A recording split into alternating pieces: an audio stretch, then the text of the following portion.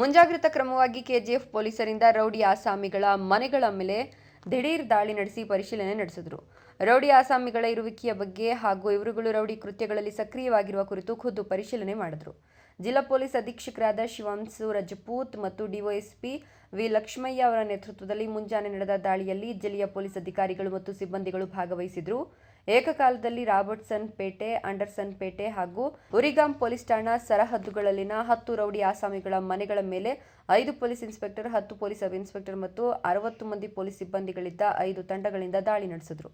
ದಾಳಿಯ ಸಮಯದಲ್ಲಿ ರೌಡಿ ಆಸಾಮಿಯಾದ ಜಯಕಾಂತ್ ಎಂಬ ಆಸಾಮಿಯ ಮನೆಯಲ್ಲಿ 2 ಹರಿತವಾದ ಆಯುಧಗಳು ಪತ್ತೆಯಾಗಿದ್ದು, ಆತನನ್ನು ವಶಕ್ಕೆ ಪಡೆದುಕೊಂಡು ಆತನ ವಿರುದ್ಧ ರಾಬರ್ಟ್ಸನ್ ಪೇಟೆ ಪೊಲೀಸ್ ಠಾಣೆಯಲ್ಲಿ ಶಸ್ತ್ರಾಸ್ತ್ರ ಕಾಯ್ದೆ ಅಡಿಯಲ್ಲಿ ಪ್ರಕರಣ ದಾಖಲಿಸಿದ್ದು ಮತ್ತು ಇನ್ನೋರ್ವ ರೌಡಿ ಆಸಾಮಿಯಾದ ದೊಡ್ಡ ಶರತ್ ಮನೆಯಲ್ಲಿ 1 ಹರಿತವಾದ ಆಯುಧ ಪತ್ತೆಯಾಗಿದ್ದು, ಆತನನ್ನು ವಶಕ್ಕೆ ಪಡೆದುಕೊಂಡು ಅಂಡರ್ಸನ್ ಪೇಟೆ ಪೊಲೀಸ್ ಠಾಣೆಯಲ್ಲಿ ಶಸ್ತ್ರಾಸ್ತ್ರ ಕಾಯ್ದೆ ಅಡಿಯಲ್ಲಿ ಪ್ರಕರಣ ದಾಖಲಿಸಿ ಸದರಿ ರೌಡಿ ಆಸಾಮಿಗಳನ್ನು ನ್ಯಾಯಾಲಯಕ್ಕೆ ಹಾಜರುಪಡಿಸಿ ನ್ಯಾಯಾಂಗ ಬಂಧನಕ್ಕೊಪ್ಪಿಸಿದ್ದಾರೆ.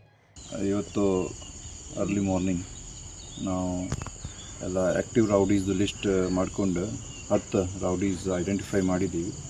ಅವರ ಮನೆ ಮೇಲೆ ಸರ್ಚ್ ಮಾಡಿದ್ದೀವಿ.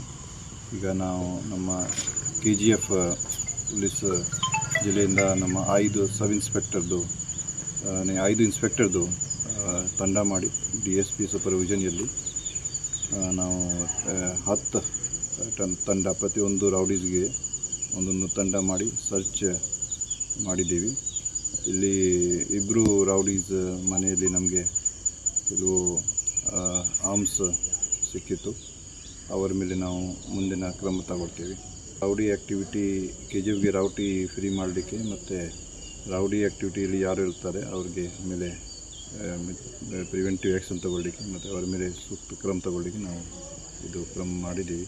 ಇನ್ನು ಮುಂದೆ ರೌಡಿ ಆಸಾಮಿಗಳು ಏನಾದರೂ ಯಾವುದೇ ರೀತಿಯ ಕಾನೂನು ಬಾಹಿರ ಕೃತ್ಯಗಳಲ್ಲಿ ಭಾಗವಹಿಸುತ್ತಿರುವ ಕುರಿತು ಮಾಹಿತಿ ಬಂದಲ್ಲಿ ಅಂಥವರ ವಿರುದ್ಧ ಕಾನೂನು ರೀತಿಯ ಕ್ರಮ ಜರುಗಿಸಲಾಗುವುದೆಂದು ಜಿಲ್ಲಾ ರಕ್ಷಣಾಧಿಕಾರಿ ಶಿವಾಂಶು ರಜಪೂತ್ ಎಚ್ಚರಿಸಿದ್ದಾರೆ. ಸತೀಶ್, ಈ ನ್ಯೂಸ್ ಟಿವಿ, ಕೋಲಾರ.